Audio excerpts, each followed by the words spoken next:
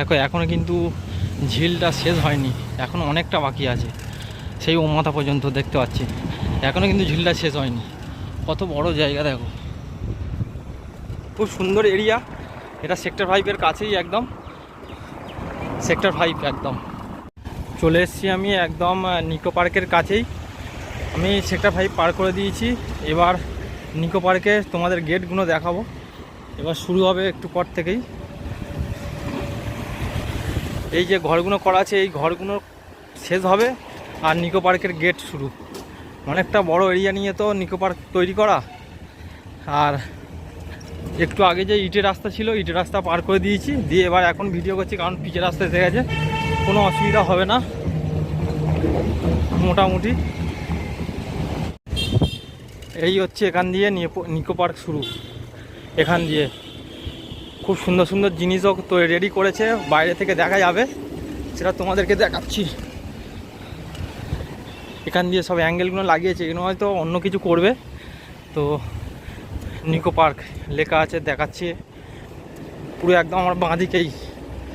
এই হচ্ছে একটা গেট, নিকো পার্ক লেখা। আর একটা গেট আছে, এই হচ্ছে একটা গেট। দেখো সেই রোলার কোস্টার মনে হয়, এগুলো কি বলে আমি ঠিক জানি না, দেখা যাচ্ছে ভালোই। বেশ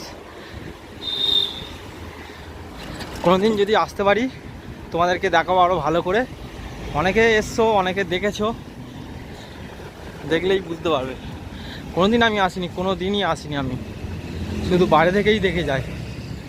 দেখো নিকো পার্ক খুব সুন্দর, খুব সুন্দর জায়গা।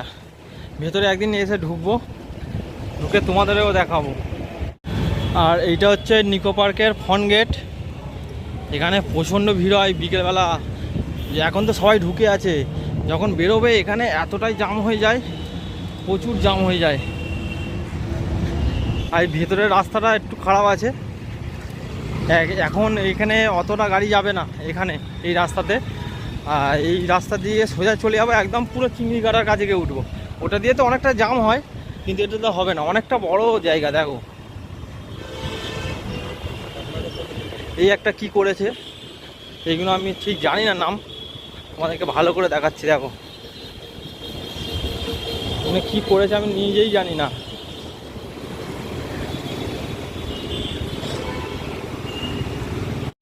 আজ 40 থেকে 42 কিলোমিটার সাইকেল চালানো হয়েছে। এবার বাড়ি যাচ্ছি, টোটাল 80 কিলোমিটার মতো হবে। এখন আছি চিংড়িঘাটাতে, এখন চলে এসেছি চিংড়িঘাটার মোড়ে। ওখান দিয়ে পার করে দিয়েছি, আর একটু পার করতে হবে। এবার এই সিগন্যালটা পার করলে মোটামুটি রেঞ্জে চলে আসবো, 5টার মধ্যে হয়তো বাড়ি ঢুকে যেতে পারবো। আর একটু জোরে চালাতে হবে সাইকেল। এই সিগন্যালটা পার করব, তারপরে চিংড়িঘাটার যে পার্কটা ওইটা আসবে।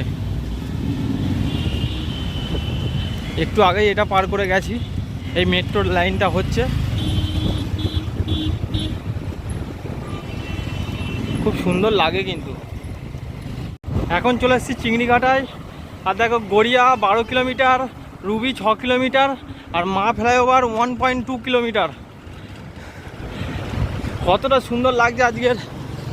আর এই একটা ঝিল আছে এখানে, এইটা হচ্ছে একটা পার্ক বলতে পারো। এদিকটা যেমন আর ওদিকটাও সেম, কিন্তু ওদিকটা অতটা ভালো নয়, এদিকটাই একটু বেশি ভিড় হয়, কারণ এখানে এই ঝিলটা আছে। এখানে এই ঝিলটা আছে বলে খুব সুন্দর লাগে দেখতে, ছবিও ভালো ওঠে, ভিডিও করে, অনেকে বসে হাওয়া খায়, খুব সুন্দর হয় এই জায়গাটায়। আর ওই দূরে দেখা যাচ্ছে আইটিসি রয়্যাল বেঙ্গল হোটেল, ওই দূরে। এখন এই সোজা চলে যাব পুরো একদম সায়েন্স সিটির কাছে। খুব সুন্দর, আজকের রাইডটা খুব সুন্দর হলো। একটু কষ্ট হচ্ছে, কারণ দুপুরবেলায় এতটাই রোদ্দুর দিয়েছিল, প্রচণ্ড ঘাম হয়ে গেছিলো, ঘামের জন্য একটু এনার্জি লস্ট হয়ে গেছে। আর এখন এই চিংড়িঘাটা পার করে দিলাম। একটু আগেই এই দিক দিয়ে এসছি, আমার আগের ভিডিওটা গিয়ে দেখতে পারো। এই সাইকেল নিয়েই এসছি, এখানে ক্যামেরা লাগানো ছিল, আর পুরো জায়গাটা ভিডিও করতে করতে গেছি, সাইকেল চালিয়েছি, খুব সুন্দর হয়েছে।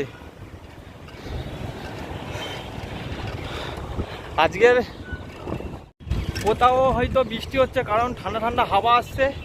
আর এখন আমি সাইকেল চালাচ্ছি, যদি বৃষ্টি আসে প্রবলেম হয়ে যাবে। ছাতা তো আছে, কিন্তু এত হাওয়া হচ্ছে তো ছাতার জন্য মানে জল আটকাবে না ছাতাতে। খুব হাওয়া হলে জামা প্যান্টই সব ভিজে যাবে, দাঁড়াতে পারবো না।